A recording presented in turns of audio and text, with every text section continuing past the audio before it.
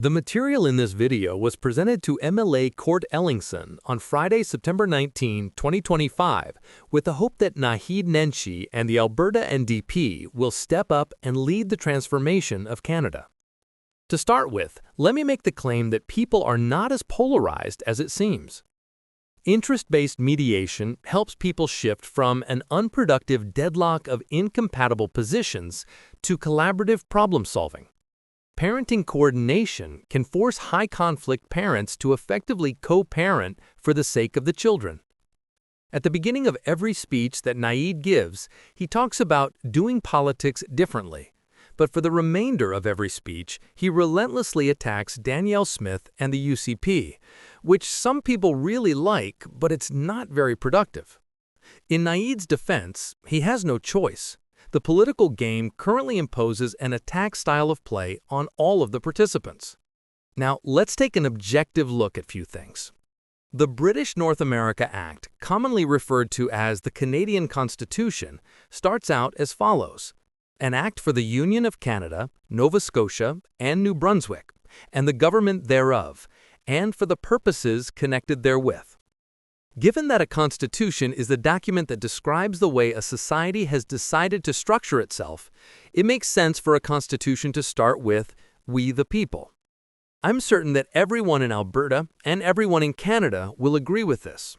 The preamble of the United States is pretty good, especially when you consider that they were creating something that had never been done before. The preamble of Japan's constitution, written shortly after the end of the Second World War, is fantastic. I think all Albertans and all Canadians would like a constitution with a preamble that they can be proud of. Next, the Canadian Senate. Designed to provide regional representation as a counterbalance to representation by population, it started off fine, with the regions of Ontario, Quebec, and the Maritimes each getting the same number of senators. The map of Canada is now very different. Prince Edward Island has 4 senators. PEI's contribution to the national GDP, shown in green, is barely visible in this bar chart. Their percentage of the landmass is even smaller. Alberta and British Columbia contribute substantially to the national GDP, and they constitute a considerable portion of the landmass. They both have 6 senators. Quebec contributes a bit more to the national GDP and has a bit more landmass. Quebec gets 24 senators. When talk of Senate reform starts, most people lose interest and don't even try to understand. This bar chart presentation of the issue is easily understood, and even a child would readily see the unfairness. Next, the Canadian Parliament. Designed to provide equal representation for people, it's not currently doing that. MPs for ridings in Alberta and BC represent 3 times as many people as their counterparts in PEI. Consequently, the voting power of people in PEI is 3 times that of people in Alberta. As noted in the image, voting equality is not specifically stated in the Constitution, but courts have ruled that it's required. That said, no federal government has ever done anything to fix it, and they won't unless Albertans force it. Looking into this a bit more, voters in Desnathy, Massini, Mississippi, Churchill also have less influence on federal matters than voters in PEI, and the MP for that riding has an enormous area to serve. Again, even a child can readily see the unfairness. Next, equalization. The report of the Royal Commission on Dominion-Provincial Relations expressed, whether the remedy lies in emigration from these areas or in the development of alternative means of livelihood, they must not be allowed to become backwaters of illiteracy and disease.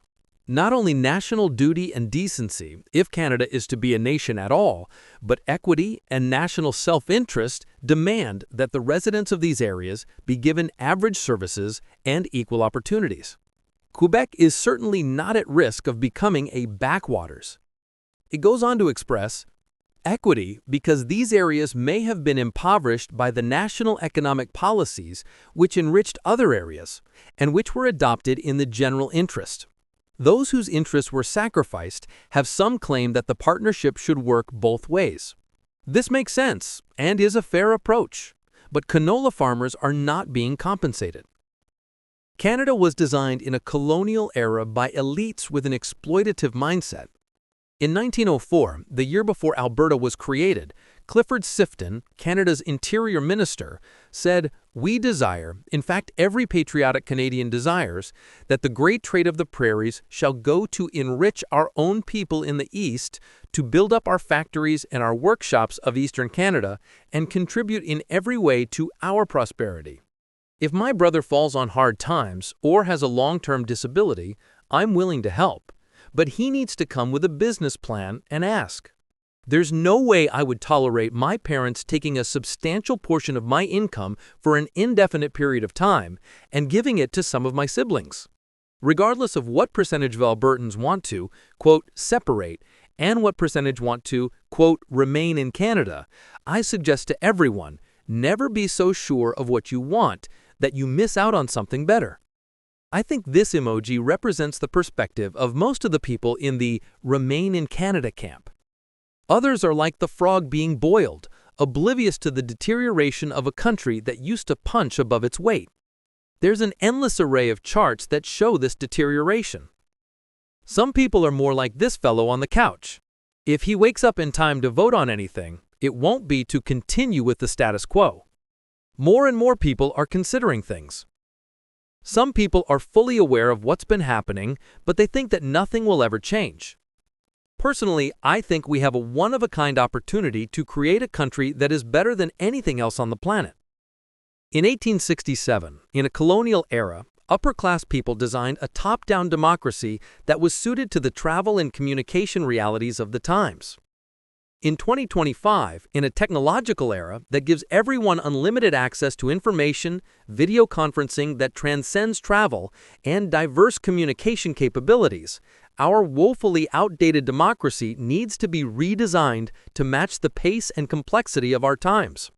One that reduces polarization, fosters collaboration and consensus building, quickly accomplishes things when there's widespread agreement, doesn't concentrate power and control, every vote has some influence and value, doesn't unduly favor the main established parties, doesn't unduly impede new parties that may have significant appeal to a large number of voters, eliminates or at least minimizes strategic voting, maximizes the amount of information that an election can provide, provides mechanisms for individual citizens to have real input and influence, fosters honesty and transparency, minimizes the need for by-elections, accommodates regional differences as well as urban-rural differences, creates an environment where innovative ideas can be identified, explored, and where their merit implemented, accommodates multiple social ideologies, and does not attempt to impose one ideology on everyone.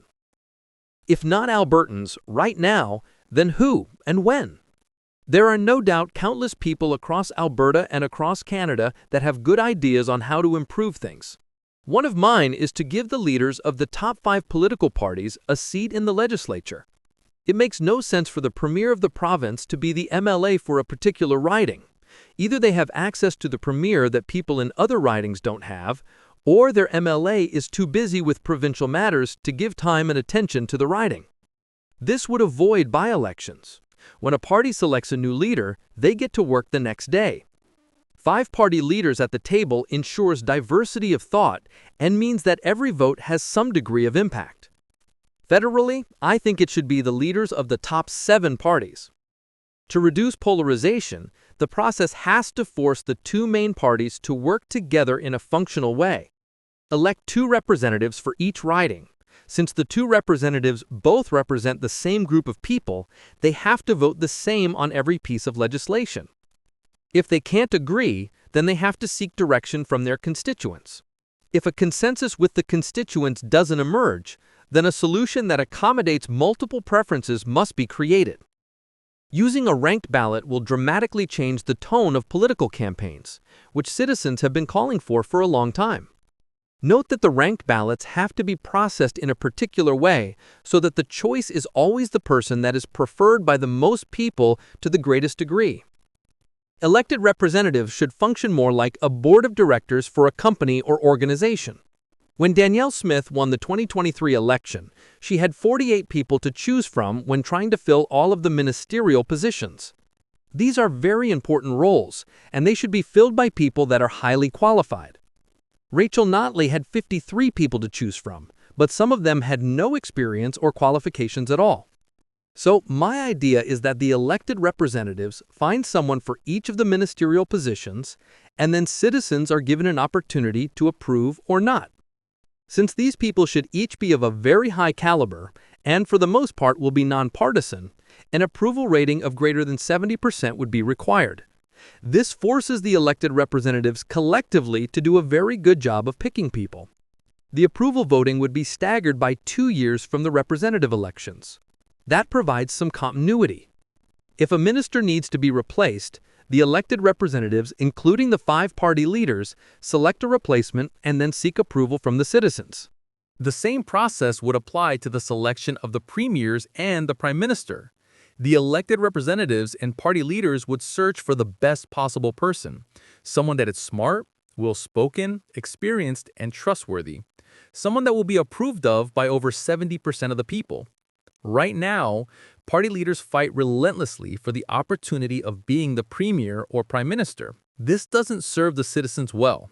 In a well-designed democratic system, party leaders will still compete against one another for sure, but if they conduct themselves like the athletes we admire most, Wayne Gretzky, Jerome McGinley, Steve Yzerman, the well-designed system will positively reinforce that.